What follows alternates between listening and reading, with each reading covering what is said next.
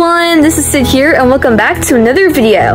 Today I'm going to be drawing something different from what I usually draw, so if you'd like to see it, then please stay tuned, and without further ado, let's get started. So basically, at my school, we love to do plays and musicals, and we're actually doing 5 plays this year. That's like literally crazy because like, how? It's absolutely insane. But our school has an amazing drama department, so we are going to do 5 shows, and one of those shows that we selected was actually Six the Musical. And if you're not familiar with this musical, it's basically 6 of King Henry's wives, and they're telling the story of how they were divorced, beheaded, and died, and divorced, beheaded, and survived. So we have all 6 of those characters played by amazing, talented young girls. I am not one of them. I did not audition, but that is because I auditioned for a different play, so that'll be really fun. But anyways, in the last video, I talked about the first 3 of King Henry VI's wives, and in this video, I'll talk about the last 3.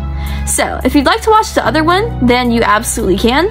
There will be a link to it in the description down below. And if you just want to watch this one and go back to the other one later, then you can also do that as well. It doesn't really matter what order you watch them in, unless you just really want to watch them in chronological order. So, I'm going to be going over Anne of Cleves, Catherine Howard, and Catherine Parr in this video. Some fun facts and history that you can learn while you are watching me draw. So the first one that we're going to be going over is, of course, Anne of Cleves, the 4th wife of King Henry VIII. Anne learned household management skills and needlework, but she didn't learn any courtly etiquette or English. She only spoke her native language of High Dutch, which is very interesting because, of course, they wouldn't have spoken that in England. King Henry only married Anne because of an arranged marriage. He hadn't even met her once in person before they got married. In fact, he had 2 pictures sent to him.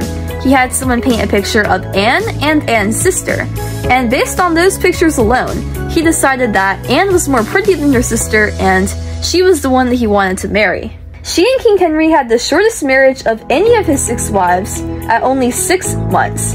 So, if you're ever thinking someone has a very short marriage, just compare them to this marriage, because I can almost guarantee you that it'll be longer than that.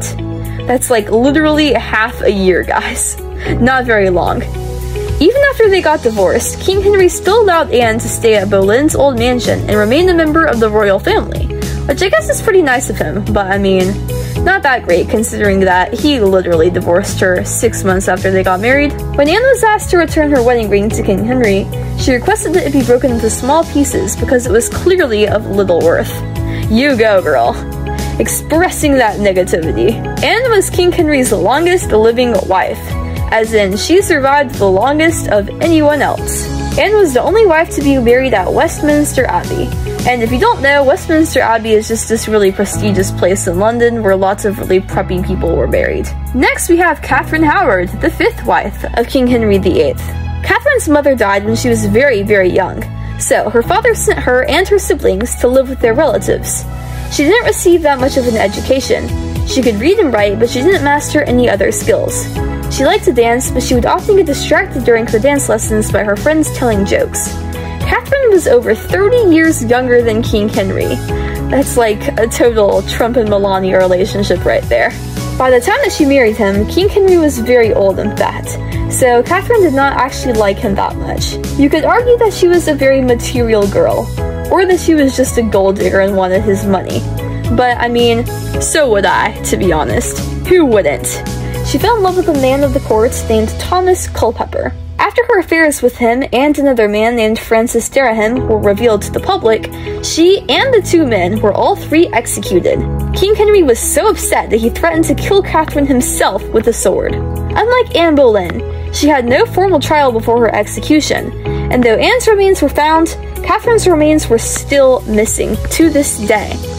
Quite the royal mystery, if you ask me. She haunts many places, including Hampton Court, which is also haunted by Anne Boleyn. Catherine Parr is the last one that we're going to be going over, and she is the final of King Henry's wives. Catherine Parr was named after Catherine of Aragon, because her mother and Catherine of Aragon were close friends. That just goes to show how much the age difference was between them, because Catherine of Aragon, King Henry's first wife, must have been at least the same age as her mother when she was born, meaning that they were likely over 30 or so years apart. Catherine could speak many languages, including French, Spanish, Latin, and Italian, meaning that she could probably speak the most languages out of any of King Henry's wives. She was the first Queen of England to also become the Queen of Ireland, which is pretty interesting, because I'm not exactly sure if all of those countries were united at that point in time, but these days, even though they're all in the United Kingdom together, they're all separate. The England, Ireland, Scotland, and Wales. Catherine Parr actually had a very deep love for her stepchildren, Mary, Edward, and Elizabeth, Catherine of Aragon, Anne Boleyn, and Jane Seymour's children. King Henry died shortly after their marriage, but she outlived her late husband by a year and 8 months. After King Henry died, she married Thomas Seymour and had a daughter, Mary Seymour, with him. I'm not exactly sure if Thomas Seymour was related to Jane Seymour, but likely he was, because I mean, all these people were related in some sort of way. Everyone liked to marry everyone else's family. That was just the thing that people did in the old days. However, she died of a fever shortly after the child was born. This was a common thing back in the day. People got childbirth fever, which is a very severe cause of death. Her funeral was actually the first Protestant funeral in the country of England. She was the most married of King Henry's wives, and had a total of 4 husbands during her very short lifetime. So though lots of people like to dig at King Henry for having 6 wives, she had 4 husbands. So was she really that much better? Probably not. She was the only Queen of England to be buried on private property.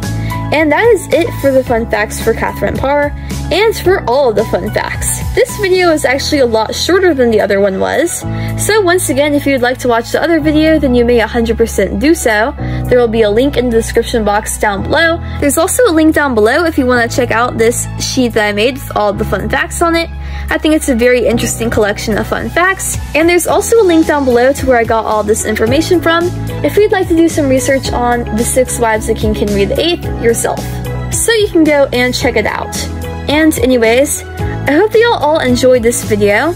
It was so much fun making it, and if you did indeed enjoy it, please make sure to like and subscribe, because it always helps me out so much when you do, and I really do appreciate it. It helps to boost my YouTube channel into the algorithm so that more people like you can see my content, and that's always such an amazing thing because I do love it when more people get to see my art, and I get to show it to the world and the community. It also helps you so you can stay tuned with my content, and you will never miss a single upload. I post videos very, very frequently. I post multiple times per week, and I post multiple short forms every single day, actually. So I will always have something fun and interesting for y'all to watch. And anyways, I hope that y'all all have a great rest of your day. I'll see you in the next video. Always remember that I love you, and goodbye!